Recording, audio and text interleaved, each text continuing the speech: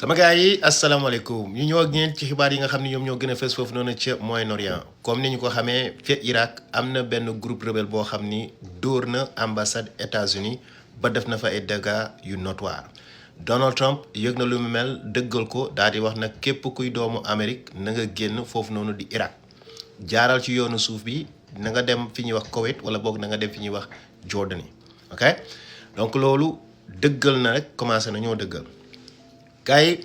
foofu noonu ca Israël wax ji nag spécialement ci li ñuy wax internet bi comme tulli ak Mali nee nañu Benjamin Netanyahu premier ministre bu foofu noonu Israël faagaagal nañ ko génn na àdduna faatu na dee na right éliminé nañ ko est-ce que dëgg la wala du dëgg loolu nag ça reste à être vérifié waaye bu ñu demee rek sëkkandiku ci X ak yeneen lépp lu ñuy suggéré mooy Benjamin Netanyahu dëggantaan génn na àdduna gars yi est-ce que loolu dëgg la wala du dëgg ok léegi nag nañ dem fi nga xam ni moom mooy Iran démb xam nañu ni Donald Trump ak ñu mu àndal attaqué nañu benn île bu nekk ci côté Hermouz île bi nag fa la iranien yi di defee seen raffinement de pétrole seen exportation yëpp fa lay jaar mbànd yaa ngi fa usine yaa ngi fa mais ñoom waa Amérique ak waa Israël nee nañu daal ñoom li ñu xam mooy ñoom tamit dañ faa làq missile dañ faa làq ay arme de guerre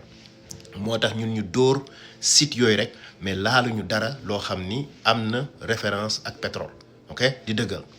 buñ desee Hermouz ba tey comme ni ñu ko xamee Donald Trump fi mu toll nii mu ngi laaj ndimbal bépp dëkk boo xam da nga fa doon jaar te mënatoo fa jaar fi mu toll nii ñëw leen ñu sot gars yi ñu ubbi yoon wi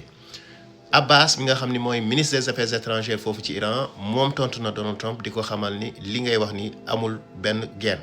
lu tax mënagu leen attaqué ba tey c'est parce que xam ngeen li nga xam ni moo leen fay xaar Abbas dool li teg ci daal di xamal ñi ne leen lii moo xew ñun Hermouz ubbi nañu ko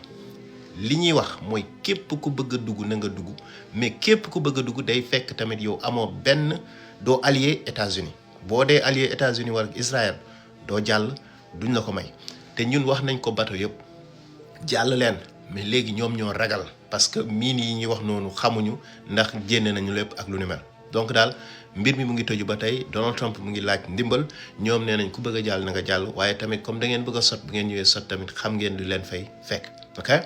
buñ demee foofu noonu ca Beyrouth daal ñoom wax dëgg yàlla ñu ngi gën a sonnati parce que Israël bu nekkoon ci sud bi léegi mu ngi dem ci dugg ci yeneen secteur yoo xam ne leer na ko ni fii Hezbollah nekku fi ba ay nit civil yoo xam seen yoon nekku ci ñu ngi ciy perte seen àdduna gars yi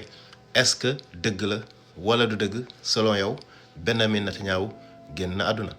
Benjamin ci boppam aussi sama gars yi gëj nañ koo dégg depuis kañ mois de février je pense que j'en ai déjà parlé mais aussi fii ci internet bi démb gis nañu benn vidéo bu mu def ci langue hébreu mu ngi taxaw di wax sol benn costume mais ñi inspecté vidéo bi nee nañ vidéo bi artificial intelligence la parce que buñ ko xoolee bu baax right dañuy gis baaraam yi des fois day nekk 6 baaraam au lieu de 5 mani Benjamin est-ce que du jinne doy na waar li ci seen xalaat wax leen ma ko ci commentaire yi seen mbokk Ali Racine di leen nuyu di leen ziar xéwal tawféex sutura ci ñëpp peace